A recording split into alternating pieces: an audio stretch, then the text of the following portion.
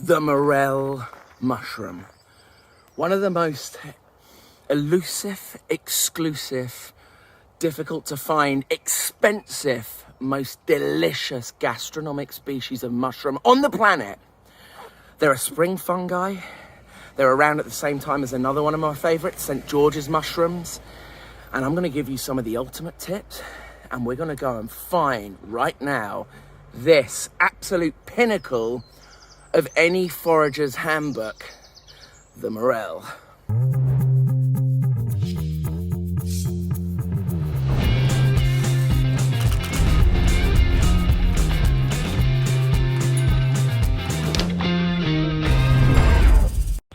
So for a brief period, every single spring, there are morel mushrooms about.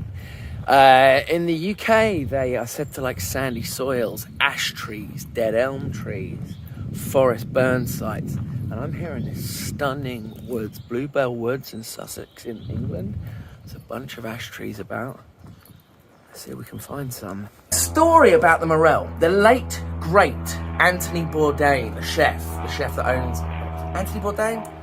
Sorry, my brain's somewhere else. Antonio Carluccio's restaurants, Italian chef. He was actually a mycologist, a professional mycologist, not just like me, a mycophile, someone that's interested in mushrooms. He's a professional mycologist. And he had a story where he was traveling, I believe it was Peru, and he saw the villagers with some morel mushrooms. He went up to them, he told them, I will pay you double what anyone else will pay you for you to find me as many of these mushrooms as you possibly can. And he ended up sending back vat loads by air to London, dried specimens that then lasted in his restaurants for years and years from Peru. So these do have a worldwide, these grow all over the world in different areas. But I've only ever found them here in the UK. And I'll show you how. Still on the hunt for morel mushrooms in spring. Martin, more. There is another type of mushroom that is around in spring, known as the St. George's mushroom, or Calocybe Gambosa, I believe is its Latin name. And right here on the edge of this woodland,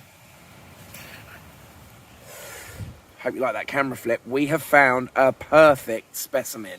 These are one of my favourite all-time mushrooms. They have a flowery, beautiful, doughy, mealy smell, a really kind of velvety cap, and they are utterly delicious with a salty, hot roast chicken and a cream and white wine sauce. What do you think of that, mate? Stinky. It's stinky. Yeah. Correct. So what a find, and I thought we'd missed these for this season. I'm so happy about that. The St. George's mushroom, bonus.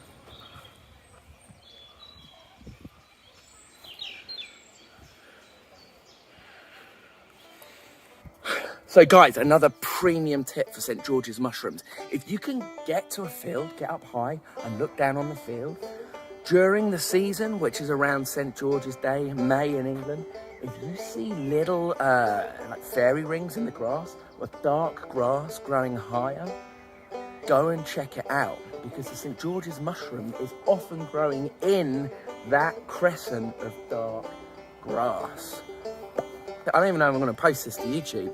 I want people knowing that. That is a pro tip. That's how you can see shit from here. You can literally look in that field in the distance, and if I see some rings, I'm heading there. All right, well, better get on this run. Fatty, run. If you like running, a great way to cover a bit of ground when you're looking for St. George's mushrooms, which, by the way, love pasture like this.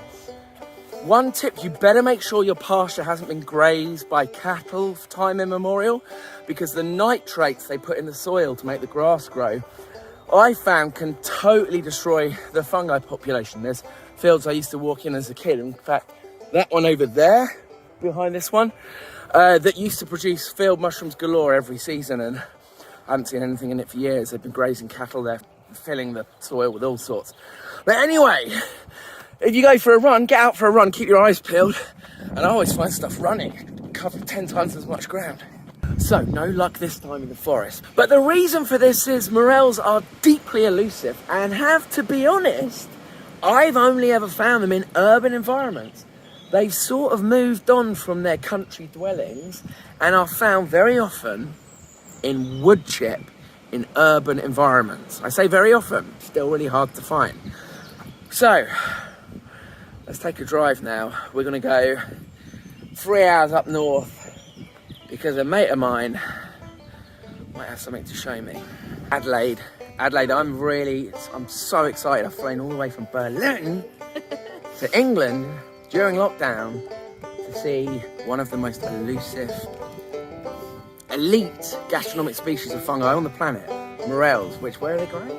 Outside my front door. What do you want? So they grow in wood chip. Let's have a look at this. This is amazing. They grow often. They've basically given up their forest dwelling ways and you can find them in urban environments a lot of the time on wood chip, which is the only place I've ever found them. Check this beauty out. There's one over here.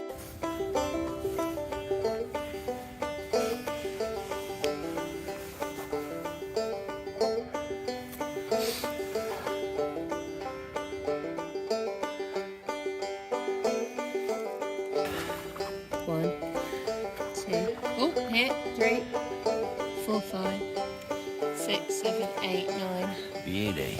And where's the other guy here? I like him.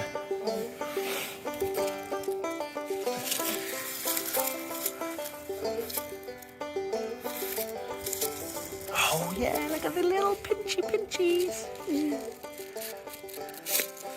Good technique. Guys, I hope you enjoyed that foraging video. That took place over a whole month of spring in England. I actually just got here to Portugal on the last plane out from England while it was still on the green list. So I'm in Faragudo, a fishing village in Portugal, and I'm about to go and meet a local fisherman who catches some of the most amazing sardines from the Atlantic coast just there. Like, subscribe, stay with Global Food Quest for more adventures. Cheers, dude. See you soon. Dudes, I've had a few beers. That's the outro. See you later.